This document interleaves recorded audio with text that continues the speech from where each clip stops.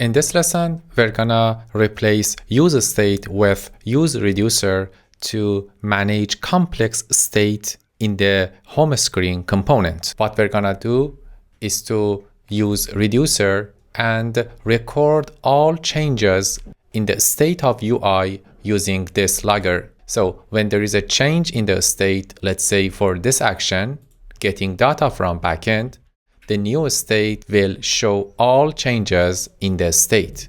To get the source code of this lesson, go to the repository, inside the commits, find the video 9 and compare your code with mine. If you are ready, let's get to code. Here is the plan to manage state by reducer hook. What we're gonna do in this lesson is to replace state hook with reducer hook, because when we want to send an AJAX request to backend, state is complex and next state depends on the previous one. That's why we prefer using useReducer over useState for managing the state in the component. Let us start by going to home screen and define a reducer function.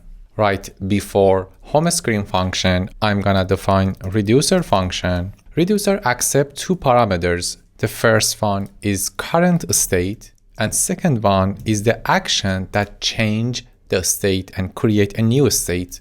In the body of reducer function, we need to define a switch case, and inside that we compare the type of action.type. Here we will have three cases. The first case is fetch request, fetch underline request, all capital. It happens when we start sending an AJAX request to the backend. What we need to return is a new state. Using ... state, we keep the previous state values and only update loading to true. What will happen here is to set the loading variable to true so we can show a loading box in the UI. Let's go for the next case. If it's fetch success, we need to return a new state. Like before, keep the previous values in the state and only update products equal to the data that is coming from the action. The data in the action is in the action.payload. Action.payload contains all products from backend.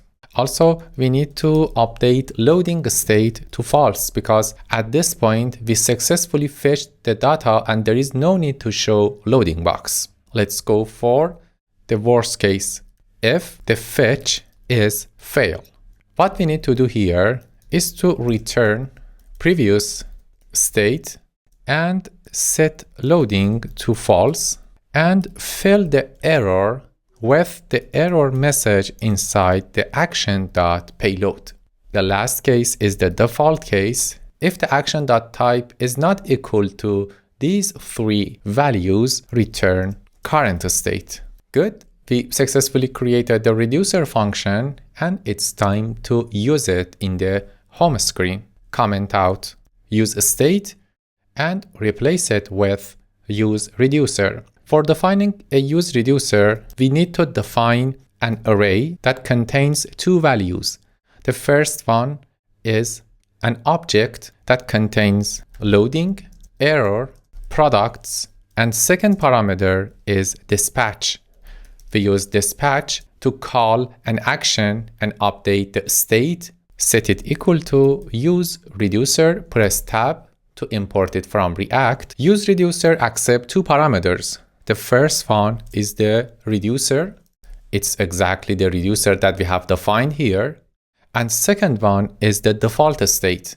For default state, I'm gonna set an object and the first property for this object is loading, and by default it's true because at the beginning of rendering this component, I'm gonna fetch products from backend. So I need to show a loading box. For error, set the default value to empty array because there is no error at the first place. Save it. It's time to use dispatch to update the state. In the fetch data, right before sending AJAX request, I'm gonna show a loading message So I need to set loading to true by dispatching fetch request action. To do that, type dispatch, pass this object, set type to fetch underline request. They should be exactly to the string here. Also, let's fix the typo for loading here. And then after dispatching fetch requests, I need to create a try catch to get the error in AJAX request. Move this line inside the try part, and if there is an error, dispatch fetch fail. Dispatch set type of action to fetch underline fail. As a second parameter, pass the payload, and the payload is the error.message. Save it and go for the good scenario. If I successfully get the result that contains the products from backend, I need to dispatch fetch success. Dispatch set type to fetch success, and as a payload I need to pass products from backend. It's coming from result.data. Comment set products. Good. Let's set the default value for products too. I'm gonna set it to an empty array and fix the typo for success here. Move U before C. Save it and let's check the result. Here we successfully rendered product and the state management has been done by useReducer. I'm gonna install a package to log state changes between dispatching actions. npm install use-reducer-logger. Set force as a parameter because it's not compatible with React version 17. We just install it by this parameter and then let's use it. It is super simple. First of all, import it. Import logger from useReducer-logger and find useReducer, wrap the reducer inside logger like this. Logger reducer. Save the file and let's check the result. Open Chrome DevTools and there we are. As you see, we have two actions. For the first actions, the type is fetch request and the second action is fetch success. Before running fetch request, loading is true, error is empty, and product is empty array. They are the exact value that we have set here. After running fetch request, the next state is equal to previous one because in the fetch request, we just updated loading to true. And for the next action here, the next state, loading is false, and the products is 4 items from backend. By using useReducer-logger, you can debug your state and find the issue in state changes. Nice. For the last part of this lesson, I'm gonna show a loading box, and if there is an error, I'm gonna show the error message. Find the products in the return part and right before it, use conditional rendering.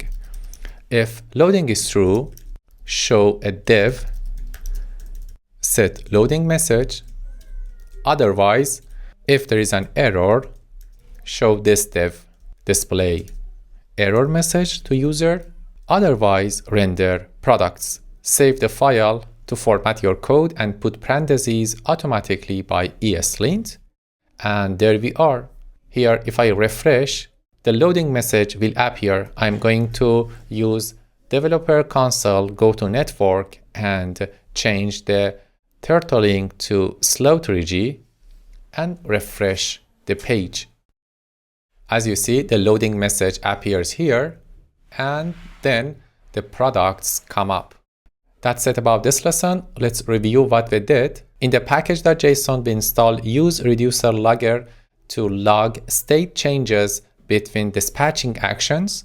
In the home screen, we replaced useState with useReducer to manage complex state for fetching data from backend. Okay, that's it about this lesson. Until next lesson, bye-bye.